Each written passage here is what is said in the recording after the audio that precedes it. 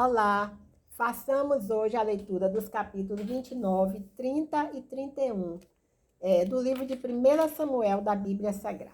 Capítulo 29. Aques dispensa Davi da batalha contra Israel. Capítulo 29, né? Os filisteus ajuntaram todos os seus exércitos em Afeque, e os israelitas acamparam junto à fonte que está em Jezreel. Então, os chefes dos filisteus se adiantaram com as unidades de 100 e de 1000, e Davi e os seus homens iam com Aques na retaguarda. Os chefes filisteus perguntaram: o que estes hebreus estão fazendo aqui? Aques respondeu aos chefes filisteus: este é Davi, o servo de Saul, rei de Israel, que tem estado comigo alguns dias ou anos.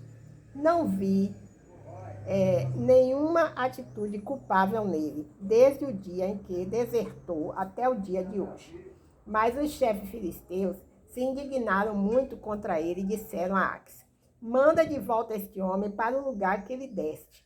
Não deixes que ele venha conosco à batalha, a fim de que não se torne nosso adversário no combate. De que outro modo se reconciliaria com seu senhor, senão à custa das cabeças destes homens? Este não é aquele Davi, a respeito de quem cantavam nas danças: Saul feriu milhares, mas Davi 10 milhares? Então Aques chamou Davi e lhe disse: assim como vive o Senhor, tu és justo, e eu me agrado de que combatas comigo, pois não vi de culpável em ti, nada vi de culpável em ti, desde o dia em que vieste estar comigo até o dia de hoje. Mas os chefes não se agradam de ti. Volta agora e vai em paz, para não desagradares os chefes filisteus. Davi disse a Aques: por quê? Que fiz eu? Que achaste no teu servo, desde o dia em que vim estar contigo até o dia de hoje, para que eu não vá lutar contra os inimigos do rei, meu senhor? Mas Aques respondeu a Davi: eu sei que tens sido bom quanto um anjo de Deus para comigo. Porém os chefes filisteus disseram: este homem não subirá conosco à batalha. Levanta-te amanhã,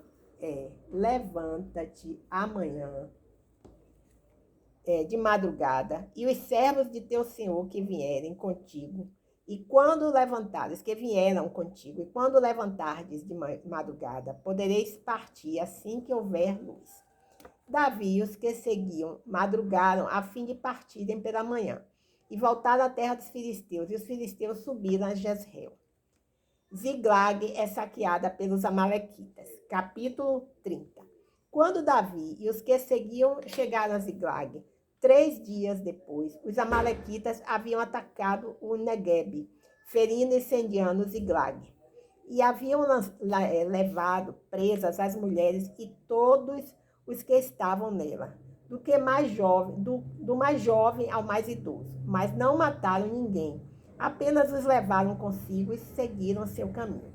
Quando Davi e os que o seguiam chegaram à cidade, ela estava queimada, e suas mulheres, seus filhos e suas filhas haviam sido levados presos. Então Davi e a tropa que o seguia choraram bem alto até ficarem sem forças para chorar.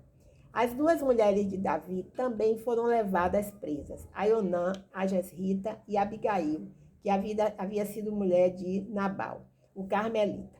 Davi também se angustiou, pois a tropa falava em apedrejá-lo, porque toda a tropa estava amargurada por causa de seus filhos e de suas filhas. Mas Davi se fortaleceu no Senhor, seu Deus. Davi persegue os amalequitas e livra os cativos.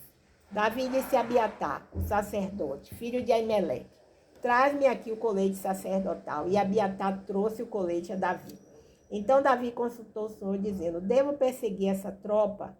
Terei condições de alcançá-la? O Senhor lhe respondeu: persegue-a, porque certamente alcançarás e recuperarás tudo. Então Davi partiu com os 600 homens que estavam com ele, e chegaram ao ribeiro de Besor, onde ficaram os retardatários. Mas Davi ainda os perseguia com 400 homens, enquanto 200 ficaram atrás, por não conseguirem passar o ribeiro de Besor, por estarem muito cansados. Eles encontraram um egípcio no campo e o trouxeram a Davi. Deram-lhe comida e água para beber. Deram-lhe também um pedaço de pasta de figos secos e 2 cachos de passas. Depois de ter comido, ele recobrou o ânimo, pois havia 3 dias e 3 noites que não se alimentava nem bebia água. Então Davi lhe perguntou: a quem pertences? De onde vens? Ele respondeu: sou um rapaz egípcio, servo de uma amalequita. E o meu senhor me abandonou porque adoecia 3 dias. Nós atacamos o Neguebe dos Queretitas de Judá e o Neguebe de Calebe e pusemos fogo em Ziclac. Davi lhe perguntou: poderias descer e me conduzir a essa tropa? Ele respondeu: se me jurares diante de Deus que não me matarás, nem me entregarás na mão do meu senhor, eu descerei e te guiarei a essa tropa.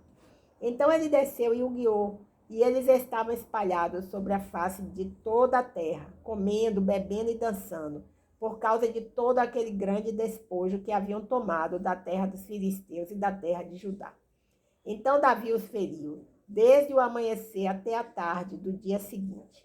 E nenhum deles escapou, exceto 400 rapazes que fugiram montados em camelos. Assim Davi recuperou tudo quanto os amalequitas haviam tomado.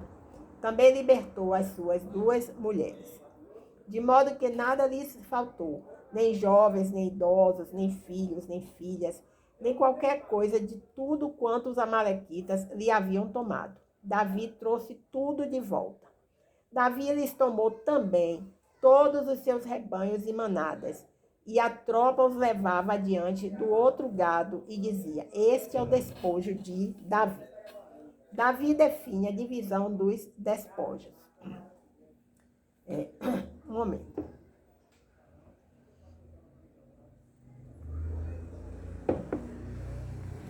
Quando Davi chegou aos 200 homens que não puderam segui-lo por causa do cansaço e que foram obrigados a ficar à margem do ribeiro de Besor, esses saíram ao encontro de Davi e da tropa que vinha com ele. E aproximando-se deles, Davi os cumprimentou em paz. Então todos os homens maus e inúteis, dentre os que haviam ido com Davi, disseram: visto que não foram conosco, não repartiremos nada do despojo que recuperamos, senão a cada um sua mulher e seus filhos, para que os levem e se retirem. Mas Davi disse: não, meus irmãos, não fareis isso com o que o Senhor nos deu. Ele nos guardou e entregou a tropa que vinha contra nós nas nossas mãos. Quem concordaria com isso? A parte dos que ficaram com a bagagem será a mesma dos que foram lutar. Todos receberão partes iguais. Assim isso ficou estabelecido por estatuto e direito em Israel, daquele dia até hoje. Quando Davi chegou a Ziclag, enviou um presente do despojo aos anciãos de Judá, seus amigos, dizendo: aqui está um presente para vós do despojo dos inimigos do Senhor. Aos de Betel, aos de Ramote do sul e aos de Jati. Aos de Aroé, aos de Sifimote e aos de Estemoa, aos de Racal, aos da cidade dos Jeremelitas e aos das cidades dos Queneneus, aos de Romã, aos de Corazã e aos de Atasse, e aos de Hebron, e aos de todos os lugares que Davi e os que o seguiam costumavam frequentar. A derrota dos israelitas e a morte de Saul, capítulo 31. Os filisteus lutaram contra Israel, e os israelitas fugiram de diante deles e caíram mortos no monte Giboa. Os filisteus pressionaram Saul e seus filhos e mataram Jonatas, Abinadab e Malquissua, filhos de Saul. A batalha agravou-se contra Saul, e os flecheiros o alcançaram e o feriram gravemente.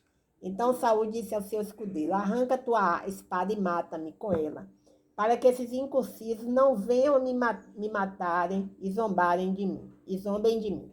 Mas seu escudeiro não quis, pois estava com muito medo. Então Saul tomou a espada e jogou-se sobre ela. Quando o escudeiro viu que Saul estava morto, também se jogou sobre sua espada e morreu com ele.